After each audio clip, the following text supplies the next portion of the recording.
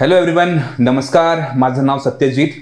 समाजशास्त्र वैकल्पिक विषयाच्या नव्यानं सुरू केलेल्या सोशल माइंड्स नावाच्या सिरीजमध्ये मी ज्ञानदीप अकॅडमीच्या ह्या प्लॅटफॉर्मवर तुम्हा सर्वांचं स्वागत करतो. आज सेकंड एपिसोडमध्ये आपण एंट्री करतोय. त्याआधी काल आपण फर्स्ट एपिसोड ह्या सिरीजचा बघितला, ज्यामध्ये the major theoretical strands in sociology हा आपला टॉपिक होता. समाजशास्त्रामधले प्रमुख जे वैचारिक सिद्धांत आहेत ह्याला आपण काल डिस्कस केलं. आजचा टॉपिक सुरू करण्याच्या आधी एका मिनिटामध्ये आपण काल काय बघितलं डिस्कस करू. समाजशास्त्रामध्ये दोन महत्त्वाचे वैचारिक सिद्धांत आहेत. एक प्रत्यक्षवाद, ज्याला आपण पॉझिटिव्हिझम म्हणतो, आणि दुसरा अप्रत्यक्षवाद, ज्याला आपण नॉन पॉझिटिव्हिझम म्हणतो. हा जो प्रत्यक्षवाद आहे, positivism, it completely depends on the methods used by the natural sciences.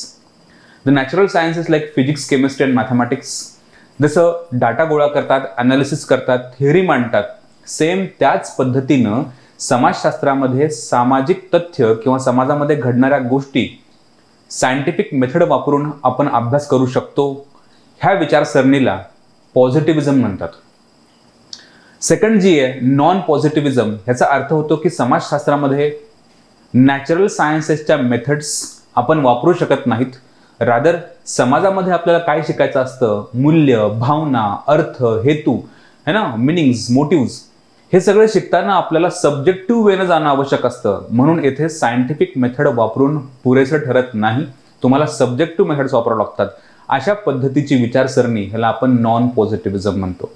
खरं तर पॉझिटिव्हिझम आणि नॉन पॉझिटिव्हिझम ह्या दोन्ही मेथड्स प्रत्येकाच्या त्यांच्या जागेवर बरोबर आहेत आणि दोघांमध्ये काही त्रुटी आहेत, लिमिटेशन्स आहेत. म्हणून समाजशास्त्र आज ह्या दोन्ही मेथडचा वापर करतं. पॉझिटिव्हिझम आणि नॉन पॉझिटिव्हिझम ह्या दोन्ही पद्धतींचा वापर करून समाजशास्त्र समाजाचा वैज्ञानिक दृष्टिकोनातून अभ्यास करणारं शास्त्र बनलं, ज्याला वेबर पुढे व्हॅल्यू न्यूट्रल सोशोलॉजी म्हणेल. आज आपल्याला सुरू करायचंय एमेल डर्खीम. एमेल डर्खीमचे एकूण 4 एपिसोड्स आपण बघणार आहोत. त्यातला पहिला म्हणजे आजचा एपिसोड एमेल डर्खीमचा. तो एमेल डर्खीमची एक ओळख निर्माण करणार आहे की तो कुठल्या विचारसरणीचा आहे, त्याचा अभ्यास काय आहे, तो कुठला आहे, तो माणूस नेमका काय आहे. हे सुरू करण्याआधी I would like to start with की बाबा, जशी आपण ह्या पृथ्वीच्या जमिनीवर किंवा जमिनीवर आपण उभा आहेत, हे उभा असण्याच्या मागचं कारण इट इज ग्रॅव्हिटी. सगळं काही जे स्थिर आहे, जे पृथ्वी तलावर, पृथ्वीच्या सरफेसवर जे काही स्टेबल आहे, it is because of gravity. Gravity is a physical reality आणि ग्रॅव्हिटी हे सत्य आहे, हे ऑलरेडी आपल्याला न्यूटननं प्रूव्ह करून दाखवलंय. ग्रॅव्हिटी आपण मेजर करू शकतो, ग्रॅव्हिटी आपण फील करू शकतो, ग्रॅव्हिटी आपण ऑब्झर्वही करू शकतो. एक्झॅक्टली जस्ट लाईक ग्रॅव्हिटी जी आपल्याला दिसत नाही, right. Gravity can be measured, gravity can be observed, it can be felt, right. पण ग्रॅव्हिटी आपल्याला दिसत नाही, ती फक्त आपल्याला फील होते. एक्झॅक्टली ग्रॅव्हिटी सारखंच समाज देखील काम करतो. समाजामधले मूल्य, समाजामधले नियम, समाजामधले तथ्य, समाजामधल्या परंपरा, समाजामधले जे काही नॉर्म्स अँड व्हॅल्यूज असतील, ह्या दिसतात का आपल्याला? दे cannot be scene, they can only be felt. त्यांची फक्त आपण अनुभव घेऊ शकतो, त्यांची आपण फील करू शकतो. We cannot observe them. आणि एक्झॅक्टली समाज कसा काम करतो आणि ह्या ग्रॅव्हिटी, सामाजिक ग्रॅव्हिटीच्या माध्यमातून किंवा सोशल रियालिटीच्या माध्यमातून समाज एखाद्या व्यक्तीवर कसे बंधनं आणतो किंवा विशिष्ट पद्धतीनं वागण्यास भाग पाडतो, ह्याचा अभ्यास करणारा थिंकर म्हणजे एमेल डर्खीम. इन शॉर्ट वर्ड्स, की एक्झॅक्टली हाऊ सोसायटी वर्क्स हे ज्या थिंकरनं आपल्याला समजून सांगितलं, हा तो थिंकर आहे एमेल डर्खीम. तर आपण आज एमेल डर्खीमचे एक बेसिक इंट्रोडक्शन करून घेऊया की एमेल डर्खीम नेमका कुठला आहे, कुठल्या विचारसरणीचा आहे. First of all, I would like to introduce him from his birth place. Emile Durkheim actually एक फ्रेंच सोशोलॉजिस्ट आहे. ओके, हा फ्रेंच सोशोलॉजिस्ट 1858ला त्यांना जन्म घेतलाय. एमेल डर्खीमला the father of scientific sociology हा शब्द वापरतात. काय वापरतात? Emile Durkheim is also known as the father of scientific sociology. शब्द नीट बघा, सायंटिफिक सोशोलॉजी, राईट. हा जो वर्ड सायंटिफिक आहे हा लिंक होतोय आपल्याला की समाजशास्त्रामध्ये अशी विचारसरणी जी सायंटिफिक मेथडचा वापर करून सोसायटी शिकते त्या विचारसरणीला आपण काय म्हणतो? पॉझिटिव्हिजम. आणि exactly Emile Durkheim is one of the founding father of this discipline called as positivism और प्रत्यक्षवाद इन सोशोलॉजी. तर एमएल डर्खिम कोण आहे? हा एक फ्रेंच सोशोलॉजिस्ट आहे.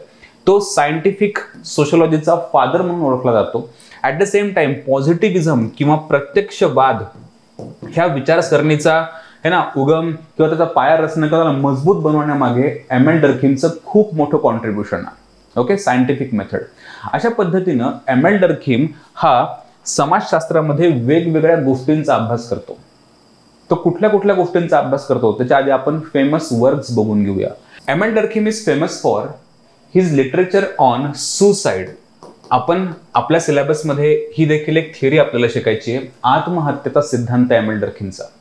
At the same time Emile Durkheim is also famous for his very famous literature called as the elementary forms of religious life. The elementary forms of religious life ज्यामध्ये ML डर्खिम धर्माचा अभ्यास करतो. आपल्याला हा पण syllabus आहे, आपल्याला ह्याच्यावर एक सेपरेट एपिसोड बनणार आहे. एमएल डर्खिमचा आत्महत्येचा सिद्धांत ह्यावर देखील सेपरेट एपिसोड बनणार आहे. ॲट द सेम टाइम त्याचं जे आणखी एक थर्ड आणि एक महत्वाचं लिटरेचर फेमस आहे ते आहे डिव्हिजन ऑफ लेबर और श्रम विभाजनाचा सिद्धांत. Division of labour. तर first of all suicide, elementary forms of religion and division of labour ह्या 3 संकल्पनांसाठी तो फेमस आहे. थोडक्यात बघूया की ह्या संकल्पनांमध्ये आपल्याला काय शिकायचं आहे. जी पहिली आपण रादर आपल्या एपिसोडमध्ये आपण जी पहिली शिकणार आहोत ती आहे डिव्हिजन ऑफ लेबर. ओके, जो नेक्स्ट एपिसोड असणार आहे आपला तो separately it is on division of labour, श्रम विभाजनाचा सिद्धांत.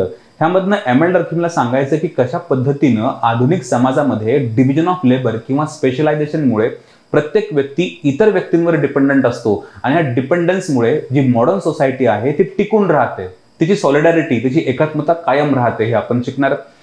हा जो आपल्याला शिकायचा आहे the elementary forms of religious life, ह्यामध्ये तो सांगण्याचा प्रयत्न करतो की जे धर्मसंस्था आहे ती समाजामध्ये अत्यंत प्रकार्यवादी किंवा पॉझिटिव्ह रोल प्ले करते. धर्मसंस्था समाजाची युनिटी मेंटेन ठेवते, धर्मसंस्था लोकांना एकत्र आणते आणि अशा पद्धतीनं समाज टिकून राहतो. हे कसा आपण त्यावेळी बघू. ॲडिशनली आपल्याला जो आणखी एक थिअरी, इंटरेस्टिंग थिअरी शिकायची ती आहे एमएल डर्खिम्स थॉट्स ऑन सुसाइड, आत्महत्या. तुम्हाला काय वाटतं की आत्महत्येच्या मागचे कारण समाजशास्त्रीय असतील की आर्थिक असतील की मानसशास्त्रीय असतील? मोस्टली मानसशास्त्रीय, राईट. आतापर्यंत आपली आयडिया अशी आहे एमएल डर्खिम शिकण्याच्या आधीपर्यंत की काहीतरी इमोशन्स, फिलिंग्स है ना, अँझायटी, डिप्रेशन ह्यासारख्या सायकोलॉजिकल कंडिशन्समुळे एखादा व्यक्ती आत्महत्या करतो. पण एमएल डर्खिम इंटरेस्टिंगली समजून सांगतो की ह्या सायकोलॉजिकल कन्सेप्टपेक्षा महत्त्वाचं म्हणजे सोशल कन्सेप्ट्स आहेत किंवा सोशल फोर्सेस आहेत की जे एखाद्या व्यक्तीला कंपेल करतात, फोर्स करतात आत्महत्या करण्यासाठी. ते कसं आपण ते शिकूया. ओके, तो Emile Durkheim in short is the father of scientific sociology. Additionally he is known for his contribution in positivism, प्रत्यक्षवाद. Emile Durkheim belongs to France. Okay, आणि विज्ञानाला सायंटिफिक आपण म्हणतो सोशोलॉजिकल जो सायन्स आहे, सोशोलॉजी आहे, ह्याला वैज्ञानिक रूप देण्याचं काम एमएल डर्खिमनं केलंय. आणि एमएल डर्खिम ह्या सगळ्या सिद्धांतांमधनं एक इम्पॉर्टंट हायलाइट करतोय, एक फॅक्ट हायलाइट करतोय. ती फॅक्ट म्हणजे काय? ती आहे social fact. Okay, social fact.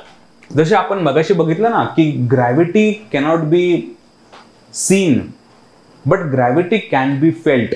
ग्रॅव्हिटीचा आपण अनुभव घेऊ शकतो, ग्रॅव्हिटीला फील करू शकतो, ग्रॅव्हिटीला मेजर करू शकतो, ग्रॅव्हिटीला आपण राईट काउंट करू शकतो इन नंबर्स. एक्झॅक्टली एमएल डर्खिमनं सोशोलॉजीमध्ये ग्रॅव्हिटी सारखाच एक युनिट दिला आहे, तो आहे social fact. According to Emile Durkheim की समाजामध्ये जे काही मूल्य आहेत, जे काही व्हॅल्यूज आहेत, जे काही नॉर्म्स आहेत, नियम आहेत, ते एखाद्या व्यक्तीला विशिष्ट पद्धतीनं वागण्यासाठी भाग पाडतात. तुम्हाला काय वाटतं की तुम्ही लहानपणापासून लँग्वेज आईच्या पोटातनं शिकून आलात का? वडीलधाऱ्यांचा आदर करावा हे जे मूल्य आहे हे तुम्ही लहानपणी जन्माच्या है ना की आईच्या पोटातनं शिकून आलात? नो. तुम्ही जे काही समाजामध्ये सामाजिकीकरणाच्या प्रोसेसमधनं जाता त्यातनं समाज तुमच्यावर विशिष्ट पद्धतीने कसं वागायचं हे तुम्हाला शिकवत असतो. काय चूक, काय बरोबर, काय योग्य, काय अयोग्य, ह्या पद्धतीच्या वेळी ह्या सिच्युएशनमध्ये कसं वागायचं, कसं नाही वागायचं, वडीलधाऱ्यांचा आदर करायचा, चोरी करू नये एटसेट्रा, हे सगळं काही तुम्हाला कोण शिकवत आहे? हे शिकवत आहे नॉट बायोलॉजी, हे तुम्हाला शिकवत आहे सोसायटी. आणि ह्याचाच अभ्यास करणारा विचारवंत म्हणजे एमेल डर्खिम, जो सोशल फॅक्ट्सच्या माध्यमातून हा सांगतो की society is much more greater than the summation of individuals, किंवा व्यक्तींपेक्षा, एखाद्या व्यक्तीपेक्षा society is much more greater. कशी? की आपल्याला अशा पद्धतीनं वागायचंय हे सांगण्याचं काम कोण करतं? सोसायटी. आपण सोसायटीमध्ये जन्म घेतो, राईट? आपल्या जन्माच्या आधी देखील समाज अस्तित्वात होता, आपल्या मृत्यूनंतर देखील समाज कायम राहील. आपण फक्त समाजामध्ये येतो, जगतो, सोशलाइज होतो आणि आपला मृत्यू होतो, right? Society is a social fact, जी आपल्या आधीही होती, आपल्या नंतरही असणार आहे.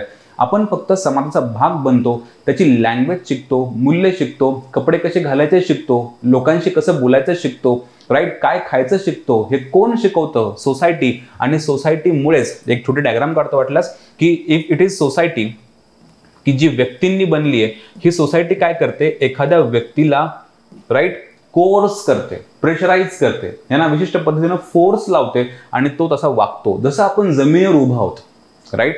जमिनीवर उभा, तर माझी इच्छा आहे उडायचं आहे मला, राईट? पण मी उडू शकतो का? नो, नॅचरली मी उडू शकत नाही.